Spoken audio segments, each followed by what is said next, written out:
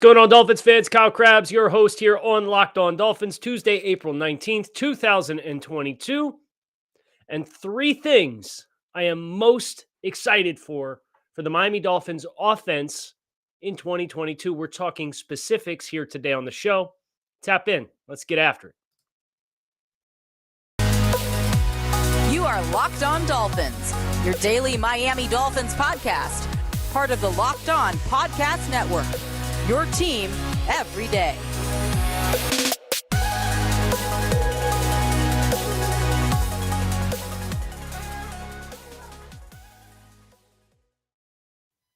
What's going on, Dolphins fans? Kyle Krabs, your host here on Locked On Dolphins, lifelong Miami Dolphins fan, director of scouting at thedraftnetwork.com, and your host here. Today on the show, three things offensively I'm looking forward to being different in 2022 as compared to 2021. And I'm not just talking about the offensive line is going to be better, right? We're talking specifics here today on the show. I want to thank you guys for making Locked On Dolphins your first Miami Dolphins listen of the day. There's a lot of great Dolphins resources out there. And for all of you who tap in and listen along with me here on Locked On Dolphins is greatly appreciated. The first thing we're jumping right in today, the first thing that I am most excited about being different for the Miami Dolphins in 2022 as compared to 2021 is hopefully the evolution of the screen game for the Dolphins. This was an area in 2020 that I thought with Chan Gailey, the Dolphins were much better at than what they were this past year. You saw some of the creative tight end screens, but when you generally consider the best screen teams in the NFL, and the screen is obviously an important layer because it's a designed throw. It's easy yards, right?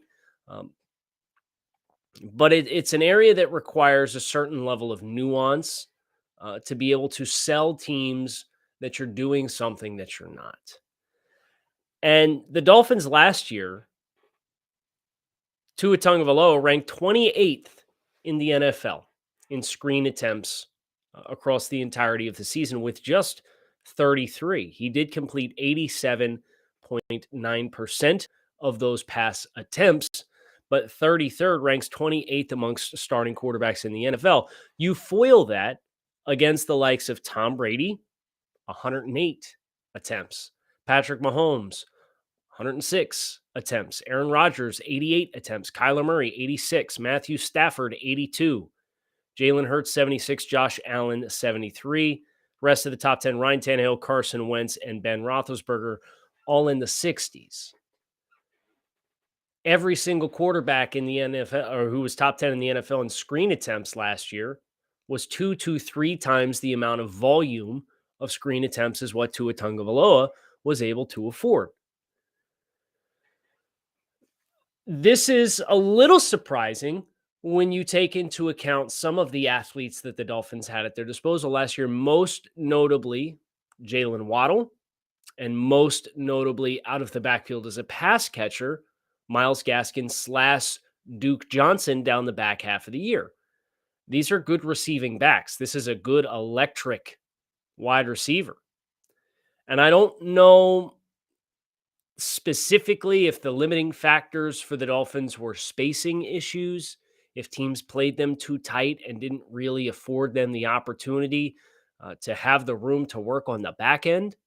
But usually the screen game is emulating a drop back pass and inviting the rush up the field and then hitting the defense behind the first wave of defenders and breaking into open grass. And Miami didn't do a lot of that.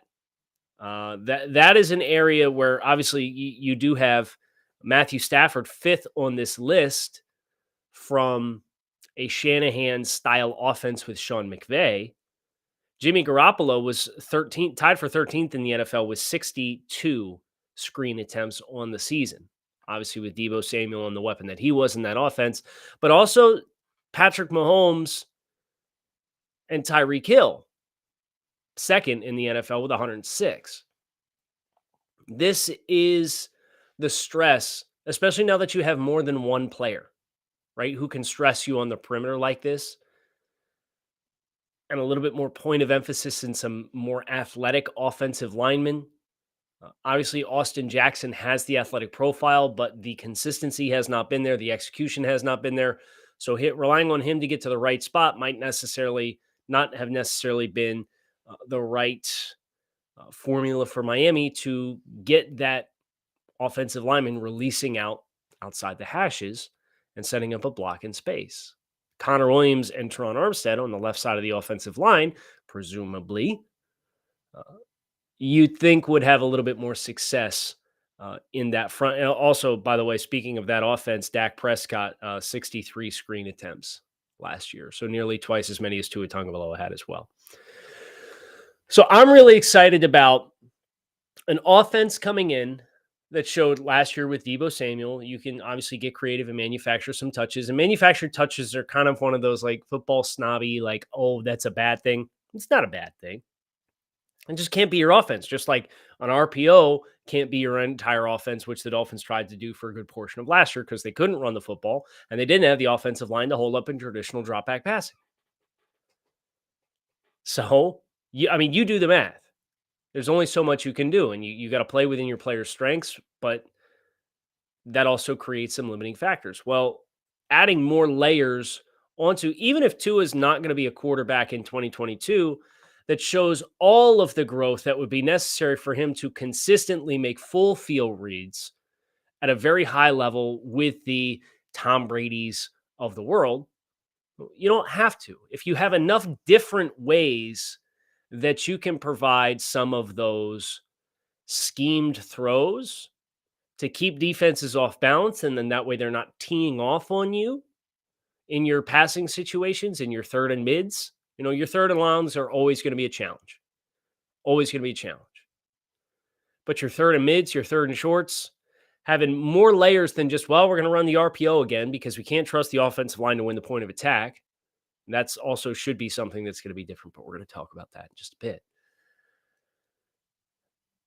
That is an area that I think is a huge growth opportunity for the entire Dolphins offense. And I would quantify that strictly by looking at the screen game, because that is an area that I think the Dolphins grossly underutilized last year. Let's get involved in that front. So here are some notable quarterbacks who started for full seasons and had less screen attempts than Tua Tagovailoa. I will count Lamar Jackson, although he played in 12 games. Justin Fields I will count because he played in 12 games. He had 18. Lamar had 21. And guys, that's it. This was one of the least screen inclusive offenses in all of football. I think that's a huge opportunity to add new layers that doesn't require. You did the hard part. You got more athletic offensive linemen. You got another dynamic player to win after the catch in Tyreek Hill. So now Tyreek Hill, Jalen Waddle. And if you're going to send each one of those guys on the outside and you have a presence in the screen game, teams are going to probably try to play them with somebody stacked over top to give you a little bit of extra security in the fits. And if they start pushing more guys out toward the perimeter, guess what? Now you got a lighter box count. Now you can theoretically run the ball and run the ball downhill between the tackles. Although this isn't a team that they have told us directly and indirectly with both their personnel moves and through player interviews, conditioning and speed to the perimeter is going to be a huge part of what this team does in general. They're going to test your discipline to flow and either keep the edge, or alternatively, if you bail out to get outside, then we're going to come back and cut back across the green. I got to tell you guys about our friends over at Athletic Greens. Their AG1 product is phenomenal. It's a great way for you to start your day. We're obviously grinding a lot of tape these days as we get ready for the 2022 NFL draft.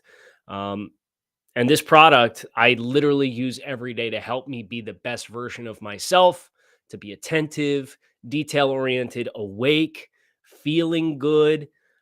With one delicious scoop of AG1 from Athletic Greens, you're absorbing 75 high quality vitamins, minerals, whole foods, sourced superfoods, probiotics, and adaptogens to help you start your day right. This special blend of ingredients helps your gut health, your nervous system, your immune system, your energy, recovery, focus, and aging, all the things, all of the things. Right now, it's time to reclaim your health and arm your immune system with convenient daily nutrition. It's just one scoop in a cup of water every day. That's it. No need for a million different pills and supplements to look out for your health. To make it easy, Athletic Greens is going to give you one free year supply of immune supporting vitamin D and 5 free travel packs with your first purchase. All you have to do is visit athleticgreens.com/NFL network. Again, that is athleticgreens.com/NFL network to take ownership of your health and pick up the ultimate daily nutritional insurance. It's a no-brainer. Also no-brainer, getting all of your betting information from our friends over at BetOnline, your number one source for all the betting stats and sports information. To find out all the latest sports developments, league reviews, and news, including this year's basketball playoffs, go Heat, and the start of the Major League Baseball season. BetOnline is your continued source for all your sports wagering information, from live betting to playoffs, esports, and more. Head to the website today or use your mobile device to learn more about the trends and action. BetOnline, where the game starts. The next thing that I am looking forward to as it pertains to the Miami Dolphins offense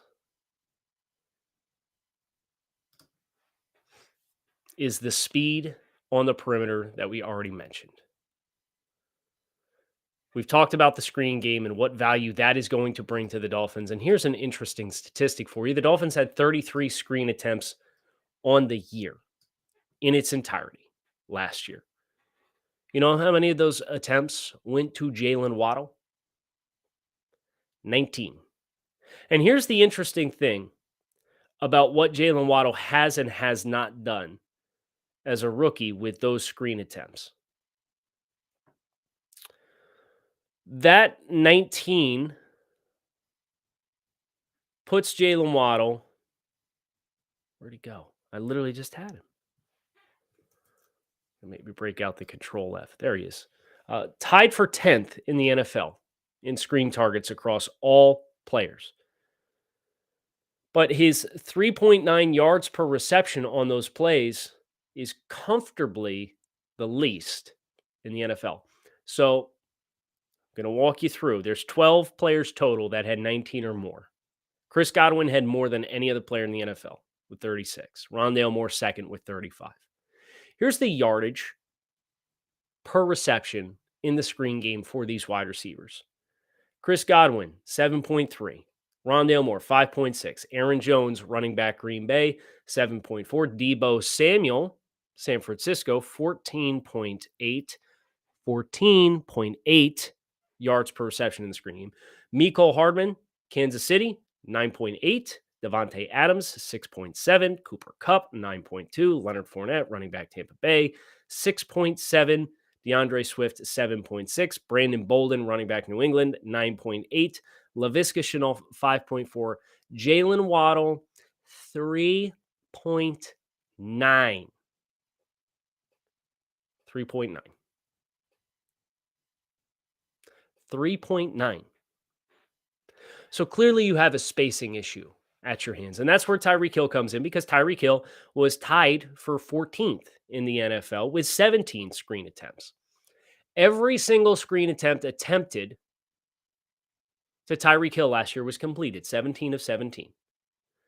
5.5 yards. So not the most productive. But of those 17 completions and 5.5, Tyreek Hill averaged 7.3 yards after catch for an average distance and depth of target of minus 1.8 yards behind the line of scrimmage. Here's where it gets interesting. Jalen Waddle's average depth of targets on his screen game was twice that depth, minus 3.3 yards of depth behind the line of scrimmage. So the Dolphins offense last year, thinking about the screen game, thinking about the speed on the perimeter, Waddle was minus 3.5 yards behind the line of scrimmage per catch in the screen game last year. That's twice the distance of what Tyreek Hill was. And that is, depending on who you are as a player, like for the running backs, that's a normal number. But Chris Godwin, 2 yards. Devontae Adams was average at the line of scrimmage. Chenault, 2.7. Cup, 2.5. Tyreek Hill, we mentioned 1.8. DJ Moore in Carolina, 1.5. Jalen Reagor, Philadelphia, 1.2. And these are like top 20 targets in the screen game. So if you start changing the ways in which you are scheming the throws, you're obviously going to be setting that player up for more run after the catch. Now, when you start measuring wide receivers in the NFL for run after the catch in the screen game, Deebo Samuel is in a stratosphere of his own with 431. He averaged 18 yards after the catch last year. So if you want to start getting excited about what these athletes can do in this offense, take into account that Deebo Samuel was twice what Chris Godwin was getting per catch as the number 2 yak guy in the league last year. And now you have two players who are top 15 in the NFL in volume of perimeter screens, and you put them in an offense that crafted that kind of production for Deebo Samuel, it gets exciting. It absolutely does. But here's what's also very interesting in my mind about the screen game with San Francisco and projecting it forward to Miami. There's no other player in the NFL, as far as raw yards after the catch, that's in the top 100. The top 100 from that San Francisco offense. He was their lone weapon. And yet Deebo Samuel was still that effective. But if you look at it from a volume of per catch and yards after catch per catch in the screen game, Deebo Samuel wasn't even number 1 on San Francisco last year. Kyle Juszczyk, fullback, 2 catches on 3 targets, 42 yards after the catch, 21 yards after catch. Then obviously Deebo Samuel. And then George Kittle, 13.3 yards after catch. All of those players are in the top 50 in the NFL. So there was one player in San Francisco's offense last year who had, from a raw production standpoint, top 100 production yards after catch. He was number 1 in the NFL by a million miles. But when you look at it at an efficiency standpoint, 3 in the top 50. And yes, these are smaller sample sizes. Kyle Juszczyk, small sample size. George Kittle, 8 targets, but he had 8 catches. 106 yards after catch, 13.3 yards after catch. So you take that efficiency in the screen game, and you're assuming that is going to translate over.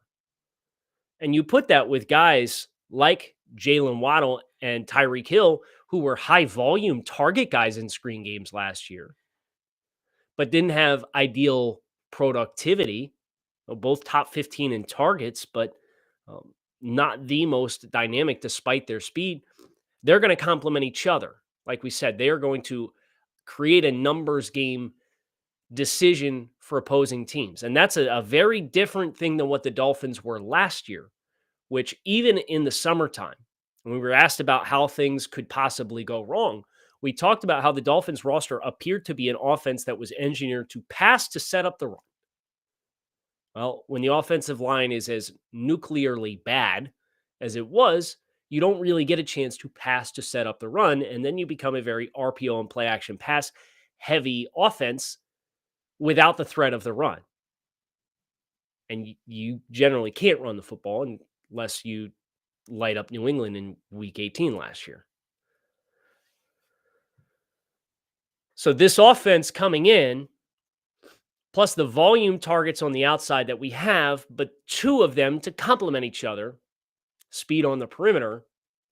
It's a continuation of the theme from the first talking point that we had, but it's something I'm very excited for. The dynamic athletes on the outside, plus the dynamic athletes in the backfield. with Raheem Mostert and Chase Edmonds, Mike Gesicki in the middle of the field. Like the safety shell is going to tell you a lot about what you're going to get because I don't think with what the amount of speed Miami's going to have on the perimeter, the amount of speed Miami's going to have in the backfield, I don't think you're going to get a lot of exotic disguises. And now it just becomes from the Dolphins' perspective, your young players have to grow enough so that when you identify pre-snap what you're getting, execute. Just execute. And if you do that part, the rest is probably going to take care of itself. If you need to take care of some auto parts problems, rockauto.com is a family business who's been providing auto parts customers with high quality service online for the last 20 years. So whether you're shopping for engine control modules, brake parts, taillights, motor oil, or even new carpet for your classic or daily driver, rockauto.com has everything you need in one easy to navigate catalog. And in just a few clicks, you can get everything delivered directly to your front door. Best of all, prices are the same at rockauto.com for both professionals and do-it-yourselfers. So why would you shop anywhere else and spend up to twice as much for the same parts? So visit rockauto.com for all your auto parts needs and write Locked On in their How Did You Hear About Us box so they know we sent you. Amazing selection, reliably low prices, and all the parts your car will ever need at rockauto.com. As we continue here with our last concept that we are most excited about for the year ahead, we need to acknowledge that the Dolphins' rushing offense is, like the passing game, going to be predicated on speed, but it's also going to be dramatically different than what we've seen in years past. This rushing offense is going to be predicated on stringing out the point of attack, pushing for the edge, and testing gap integrity. And I think that's something, especially since we've seen the backs that Miami has gone after this offseason, that excites me as well, because Miami's ability to win gaps and dictate, and they were one of the more heavy gap schemes in all of football last year. As far as the ratio of how often they were testing you downhill and saying, we're going to hit the B gap, guys, block it up, hit the B gap. Well, that was not necessarily a very consistent winner for the Dolphins as compared to, just foil again, San Francisco. Elijah Mitchell, 172 zone rushes last year, was good for 6th in the NFL. And this is despite the fact that he had 262 carries. He was somebody who only played in 14 games and still had a very, very high ratio, almost 2-to-1 zone versus gap concepts in the rushing game. When we brought in Connor Williams and we brought in Teron Armstead, we talked a little bit about the Dolphins' incidence of each concept. And the saying, if it's not broke, don't fix it, does not apply to the Dolphins rushing offense. It was fundamentally broken. Fundamentally broken. And some of that was because the tackle play was bad. Some of that was because no matter where you put Austin Jackson, he struggled last year. Some of that was because you missed Michael Dieter for half the season and you played musical chairs at center. But nevertheless, this was from the ground up problematic. So for Miami to go out and say, okay, well, let's go get some athletes up front who are going to have the ability to flow with the speed that we're going to have to the outside. And everybody obviously remembers Raheem Mostert's dynamic season and what he was really able to do when he was healthy in San Francisco with a lot of production. In the same light that I guess probably our first context clue as far as what Miami wanted to do was Matt Breida, who they brought over 2 years ago, and it failed miserably because it was a square peg in a round hole. Well, now you're going to be taking round pegs and trying to put them in round holes as far as conceptually what you're trying to do. And we've talked about how you're going to build off that, stretch the point of attack and roll the pocket back away from that and put those second level defenders in conflict. And obviously now the speed on the outside. There's a lot more layers to what this personnel should be able to do without having to take so much onto the plate of a third-year quarterback who's playing in his third system in as many seasons. That's the big thing. You can make as many scheme changes as you want. As many scheme changes as you want. But if you're going to overload a young player and make it too much for him to process, then you're going to end up regressing back into, well, here's what we can do. So for Miami, the personnel being geared towards improving the running game, changing the running scheme to better accentuate the strengths of the players on the roster, the coach that's in hand, and allow him to use that as the catalyst for a bunch of the creativity that he wants to utilize. And then also utilize more rolling of the pockets because of the running game, more play action passing. Although the Dolphins were the highest percentage team of play action passing last year of any team in the NFL by about 8%. Tua Tagovailoa, 42% incidence of play action pass, 8% more than the next highest in the NFL. They tried. They just didn't have the horses, and they didn't have, from both a personnel and a coaching perspective, to have enough layers. Once we saw the offense kind of evolve mid-season, it was pretty stale the rest of the way.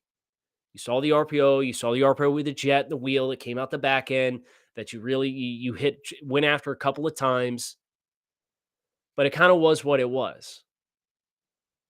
Now you should be getting new concepts introduced every single week, but it's not okay to it. Now make a four read full field progression on a 5-step drop, and the ball needs to be out by the top of your drop. Because you're going to have screen game, you're going to have speed on the outside, you're going to be rolling the pocket, so you're going to have more half field reads, which is where he's more proficient right now anyway, and you should be able to run the ball. There will be time to have the conversation about how this cannot go right. But as I'm reviewing this right now, and it's the three things that I'm most excited for: the wide zone, because of from an offensive line perspective and what the running game was last year. I'm most excited about the speed on the perimeter and what that impact is going to be for the screen game in general. Very excited about as I'm looking at this from a big picture offensive view at this point in time before the draft. Hope you guys enjoyed this conversation. Kyle Krabs, Locked On Dolphins. Make sure you keep it locked in right here on Locked On Dolphins. Fins up. Thanks for watching.